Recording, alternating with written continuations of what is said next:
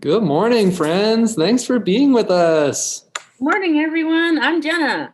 And I'm Steve. And welcome to another Field Trip Friday. This week we are visiting the Lakewood location of Cocoa Cinnamon, and we have one of the owners with us, Aurelie. Good morning, Aurelie. Buenos dias. Thank you so much for being with us today. Each Friday, we're also hosted by a different DPS class, and today we have two hosts from Spring Valley Elementary, Miss Mevin's 5th grade and Miss Stiles' 5th grade class. Welcome, y'all, and thank y'all for being here today.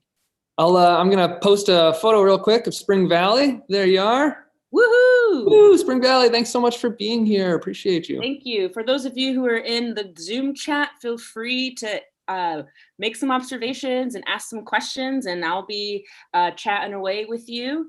We'll hopefully get to answer some questions after we finish our video with Aurelie. So stick around for that as well. Yeah, absolutely. So without further ado, you want to get started, Jenna? Yeah. Please, let's do it. Cool. All right.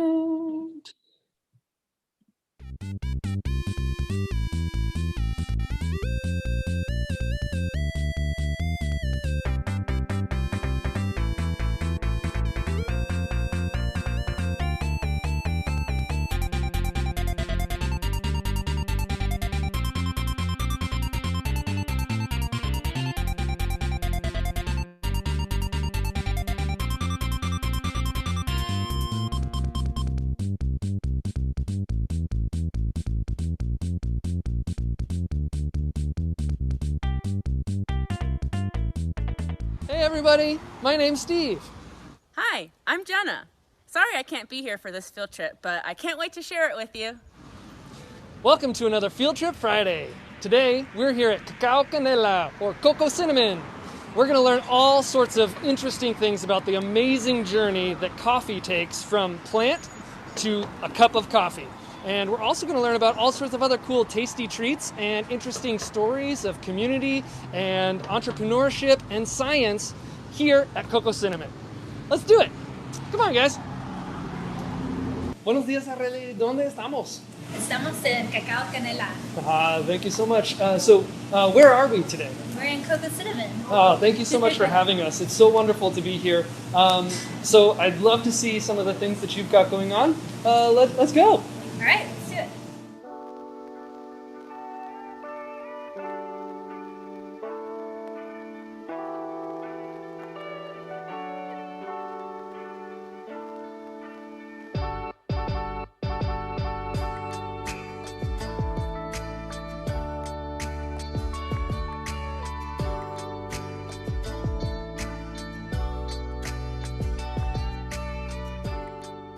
So, first of all, thank you for having me here, Aurelie. It's really wonderful to be with you. Thank you, Mandy. Thank you If you don't mind, tell me a little bit about the journey of a coffee bean. Like, how does it even begin, and how does it get here, and what do you do with it once it's here at Cocoa Cinnamon? Wow. So yes, coffee has a very long journey before it becomes a product in your cup. It starts at origin, and that is the equator belt, that, where both coffee and cacao grow. We focus on Café Arabica, and we call it the seed to cup journey, but probably more like the plant to cup journey, because it literally starts with the tiny little seed that then props up this little soldier, is what they call them. Oh, it's so cute. It's very cute. It's basically, imagine a little coffee bean on a stalk. It's unbearably cute. But it takes 4 years before it starts producing anything. So, it starts with the plant in the nursery, and then growing from there. It starts 4 years later. Can a actual farm start producing coffee? So a lot of these farms that we work with have been generation after generation. And we focus on coffees from Africa, coffees from Latin America. Right now on our roster, we have we have 2 Ethiopian coffees, 1 Colombian coffee, and I don't know how many Mexican coffees. A lot right now.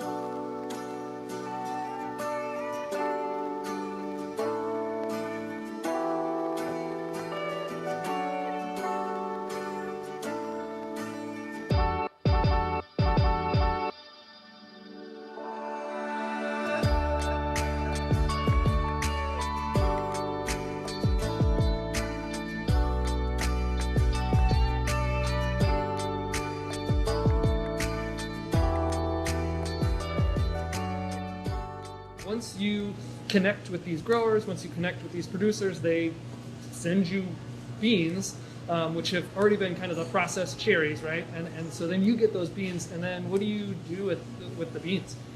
We eat them. No, just kidding. Actually, you can't because it's so dense. So we receive them green, right? So we get green coffee, which then we first we sample roast it. That's how we decide what coffee we're gonna get. Sample roasting is done on a tiny little air roaster that we have. 50 grams at a time. 50 grams at a time. We roast it That's one not day. a lot of beans. That's just a few beans. Yeah. So enough for maybe 2 to 3 cups. And so we roast it one day, we cup it the next day, allow it to kind of degas a little bit, open up.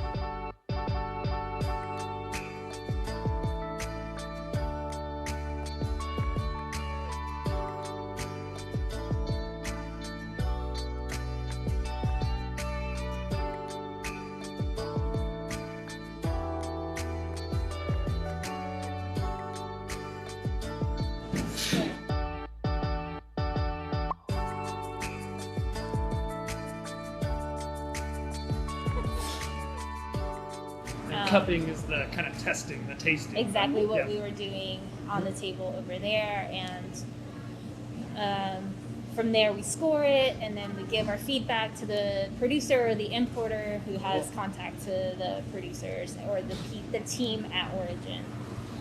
So from there, once we receive it, we remind ourselves of our notes from when we roasted it as in the sample roaster, and then approach it on the bigger roaster. We usually do, depending on the coffee and the price of the coffee, sometimes we'll start off with a 7-pound batch if it's a really high-end, higher priced coffee, so we're not wasting as much in the dialing in process. Or we'll do an 18-pound batch and then cup it on the table, tweak it as we see fit. And then once it's dialed in, we put it out to the cafes and out to the public in the world. So, Aurelia, I would love to hear a moment. We ask a lot of our field trip kind of STEM practitioners. We ask them for a moment of curiosity, something in your life that's just been a really cool, curious moment that you couldn't let go. You're just captured by the wonder of something. Yeah. So recently, we received 2 different samples of a coffee from the same producer, processed the same exact way from the same land, but they tasted wildly different. It was the same variety. Everything was the same, but they tasted different. Maybe it was the roast style or the roast that we did on each coffee, but it blew my mind in terms of really, I've been doing this for a really long time and I've never experienced that specific, like, huge of a contrast in one coffee produced by the same person, grown on the same soil, processed the same way. It was the same variety. These are elements that I would usually take into account of like why it's tasting a little different. But none of that was available to me, so I had to write my importer like person and ask him like, what are they doing different? Like, why are these tasting wildly different? You know, and I feel like the roast approach that we took was also very similar. So my mind was blown. This is why I love coffee, because it really does, like, every little thing that you do to it, like, will change the outcome. And I feel like, you know, there's constant curiosity in coffee. Yeah. Thank you, Reb. So the other question I would love to ask you is, what's a moment in your life or in your profession where you quote unquote failed at something, where it just really didn't go the way you expected, and what was that like, and what did you do to embrace that experience? I wouldn't call it a failure. I would call it an opportunity to innovate. Nice. But for me, that was Bite Coffee. The whole reason why Bite Coffee exists is because we had no money and we had all the will to get Cocoa Cinnamon started. And in the very beginning, when we moved to Durham, we were like, we're going there, we're moving there to open up a brick and mortar. But our idea and timeline were very different than the reality, and we had to really look and see, like, how can we get out there and start doing what we're doing so that we're not having to, we don't have to get a 9-to-5 job, because that will help, like, that will prevent us from reaching our dreams of getting this shop going. And so we had to innovate, and we had to take what we had and turn it into Bite Coffee. So that's how Cocoa Cinnamon got started in Durham, which is a mobile trike that we no longer have to pedal anymore. It's now a stand bar in our third location. But I feel like running Cocoa Cinnamon and like starting from the ground up has been a series of these like moments of, you know, having a plan and having to pivot from that plan because nothing goes the way you plan it. Aurelie, thank you so much for sharing the story of coffee production. For most of our viewers, though, probably they don't drink a lot of coffee, but they probably are interested in chocolate. So, so maybe you can share a little bit of like some of the other things that you produce here, at particularly this location of Cocoa Cinnamon. What else do you have going on here? So, I mean, the name Cocoa Cinnamon, right? Chocolate is a big part of our business as well. Initially, when we started our business in 2010 in my mom's kitchen in Western Carolina, we were making like truffles and chocolate bars from like tempered chocolate. We've never like done bean to bar, which is its own fun like roasting process of cacao. But when we opened our brick and mortar, we decided we didn't want to be a candy shop, and we wanted to really focus on chocolate as a beverage. And so, you know, everything that we do is tied to history and the origins of the products that we work with. And so cacao is originally from the Amazons, and it made its way up to Mesoamerica. Me being from Mexico, I loved reading about the history of cacao and chocolate and its like important role that it had in like Aztec and Mayan cultures, and even the Olmecas. And so for me, it's been trying to approach chocolate in a way that is approachable, like a hot chocolate, and also thinking about how it's drunk in different parts of the world, right? So in Spain, it's a little bit thicker. In Mexico, it's a little bit sweeter and thinner. In Italy, it's a lot thicker. So really taking all of those aspects into account and trying to bring that experience to Cocoa Cinnamon. And for us, it's always about like sourcing ingredients as like organically and fairly traded as possible, and honoring like roots and ancestors, right? And so it's a very sacred and fun, like sweet, delicious thing that, you know, if you don't drink coffee, it's an approachable beverage that goes really well with churros, which we also have here.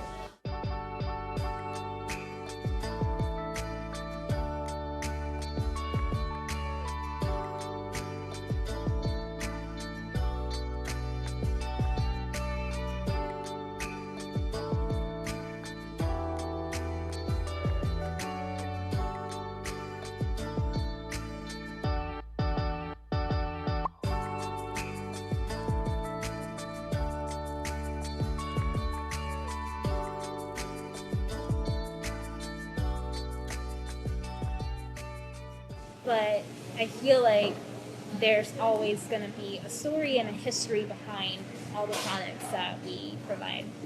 Thank you so much, Aurelie, for having us today. It's been really, really wonderful to learn a little bit about your business, about your history, and about the kind of passion and science that you've brought to your work as the proprietor of Cocoa Cinnamon.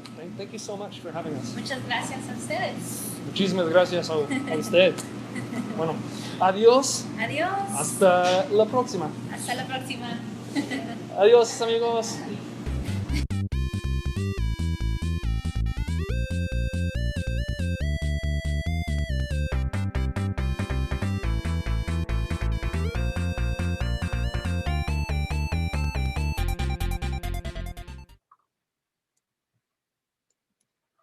Awesome. You are muted, Jenna. Oh man, I was just talking about how much I love the field trip. Aww. And a big thank you again to Aurelie for hosting my friend Steve and letting him drink up all of your chocolate. Yeah, that was really delicious. We have been getting some amazing questions in the chat from our host students. So I would love to turn it over to Miss Nevin and Miss Stiles to get the questions going. Hi there. Okay, so one of the questions was, when you're doing the cupping, what type of scoring and rubric do you use? That's a great question that we didn't actually talk about in the video. Great observations. And also thank you so much to everyone for having me here and for being so inquisitive. So we're using a scoring sheet that is provided by the Specialty Coffee Association. So it is testing body, flavor, acidity, cleanliness of the cup, consistency of the cup, and the sweetness of the cup, and then our overall score. And that is based off of a 6 to 10 scoring. And anything that lands between 80 and 100 is considered specialty coffee, and anything below an 80 is considered non-specialty. Great question. All right. The next question is, how can you tell which coffee beans you want to use? So, I mean, even if it's technically specialty coffee, you might not want to serve it, right? That's a great question as well. Yeah, so it depends on what we have on our roster, right? We don't want to try to get something that's already hitting the same notes that another coffee we already have is providing. So we're thinking about our menu, right? And so we're thinking about blends as well. So sometimes we buy coffee specifically just so that we can create blends. And sometimes we buy specific coffees just so that we can serve them single origin, which means not blending them and allowing that specific coffee to shine. One thing that we really love to do is also kind of focus on women produced coffees because it's not as common out there. It's actually very common. It's just not featured as much, and slowly but surely it's starting to become more of a trend, which, you know, at Cocoa Cinnamon and Little Waves, we don't do anything for the trend's sake, but more because it's something that's really important to us, especially being a woman of color and being a woman forward business. It's also just important to pay attention to everybody in the same in the value chain. And so we're looking at just different coffees that are ranging from that spectrum that I said earlier, 80 to 100. I have yet to taste a coffee that has scored 100, but those coffees would be very, very, very expensive. So they would be, you know, for us, it's trying to also gauge who our customer is and what they like. So it's not just about us. So cool. It's one of the things that I loved so much about visiting and talking with you was just how complex the process of selecting and choosing coffees is. That's awesome. What other cool, I saw several other cool questions in the chat. What other ones would you like to call out? So this is a two-part. What would be your favorite drink that a kid can have, and what different flavors of chocolate do you have? Ooh, so we do have a kids coffee option now. And I think that can vary depending on if you want a little bit of coffee. We could do a little bit of drip with some like homemade syrups, but I think the hot chocolate version is the way to go. If you like sweet chocolate, we have one that's called Guadalajara, which is named after this city in Mexico, which I have family there. And that one is a milk-based chocolate. And most of our chocolate that we're getting right now is from a company called El Rey, and they're based out of Venezuela. And so they do bean to bar. And so their chocolate is predominantly cacao butter, sugar, and a little bit of vanilla. So there's not a lot of like extra added ingredients that make this taste a little different. So it's really sweet. It tastes a little caramelized. So I highly recommend that one. And currently we have a special called the Sun Dust, which is made with dark chocolate, but I would recommend it with milk chocolate as well. And that is a drink that was created by one of our team members, and actually the sisters who work at our shop. The Alvarenga sisters created this drink, and it has a mixture of cardamom, date sugar, vanilla, and a little bit of gold dust on top. Oh, and rose petals. I highly recommend that. Wow, that seems extremely fancy and decadent. It's very decadent, but very worth it. All right. The next question is, why in different countries are the hot chocolates like thicker or thinner? That's a good question. I think that has to do with culture and also maybe weather. Maybe. I don't know the history behind why certain countries decided to go with heavy milk versus regular milk versus cream. But it's just, I think whatever became the tradition just kept getting perpetuated over and over. And the fun thing about thinking about this like long journey, cacao, like I said, is originally from, you know, the Americas. And when the Spanish came, they took barrels and barrels and barrels filled with cacao beans from the Tlatoani, which is the ruler at the time of the Aztecs. So Moctezuma was the ruler at the time. So these barrels were just hidden away, and so the Spanish decided to take them because they were hidden and there were so many of them. They thought there was value to it. But what ended up happening is that these barrels ended up sitting in Spain for like 100 years before they knew what to do with it. And eventually they learned from the Aztecs and the Mayans how to turn those beans into a drink. And then these like chocolate houses opened. So before, like, you know how there's coffee houses, there were chocolate houses then.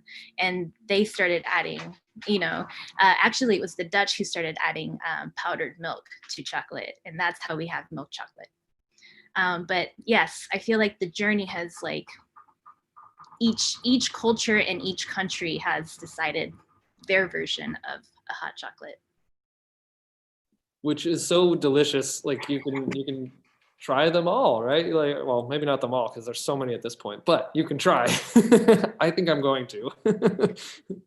That's so awesome. Thank you for sharing such a deep knowledge of the history of cacao and chocolate. That's awesome. I think we have maybe time for one more question or so. Okay. Which is your favorite coffee bean? My favorite coffee bean? Mm-hmm. Ooh, oh my gosh. I have to say right now my current favorite is a coffee from Mexico. And no, I'm not picking favorites because it's my native country. But this coffee is very specific because it kind of reminds me of the acidity of an African and East African coffee, but from Mexico. And so Mexican coffees are traditionally known to be very like chocolatey and nutty, but this specific coffee from Veracruz is produced by a younger producer. And so this is something that's really important in the coffee industry, is that we continue to have more youth be interested in the production of coffee, because eventually the next generation is going to have to take it over. And so having an investment from younger producers is really important. And so this is a coffee from Ernesto Perez. And he's also using new varieties as a way to produce coffees and that are helping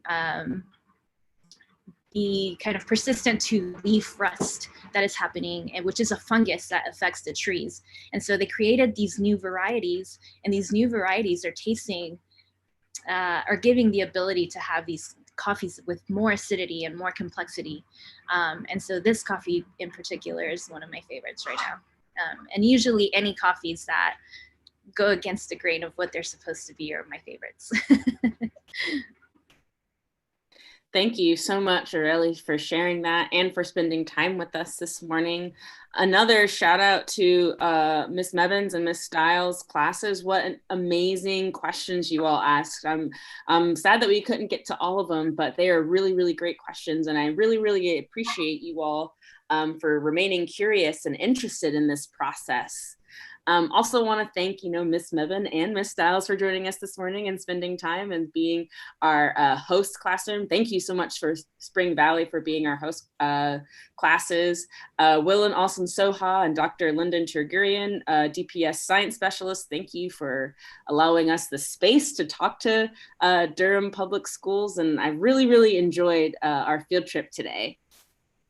Yeah, and like Jenna mentioned, even though we didn't get to all of these questions, seek out this knowledge if you're really curious about it. It's out there. Aurelie has learned all of this and became a passionate entrepreneur because of, in part, as she mentioned in the video, her fascination with this story and just following that line of curiosity. You never know where these things will take you. So I'd like to let you all know, so next week, of course, Thursday is Thanksgiving, but in part because of Thanksgiving, we're going to take a break. So we won't have a Field Trip Friday next Friday, but we will be coming back on December 4th with a trip to Hillsborough, where we're going to meet Clay Connor, who's a luthier. That's a person who makes stringed instruments. So we're going to learn a little bit about how he works with Hybrid Guitars Company to turn beautiful pieces of wood into amazing musical instruments. And we're going to see all the dedicated work and craftsmanship and just amazing tools and techniques that go into making acoustic and electric guitars. So, woohoo, I am so excited. Yeah, in the meantime, think about some of the musical instruments that you listen to or that you maybe play, and think about how they were made. How do you think people make those things? Were they made by hand? Were they made with machines? What do you think? Go around and see what instruments you can see in your community and wonder, where did those come from? Great question, Steve. Thank you for being a great host. Thank you, Jenna. You're a great host. All right, everyone. Thanks again and see you soon. Thank you so much. Hasta la próxima. Muchísimas gracias, Aurelie. Adiós. Gracias. Adiós.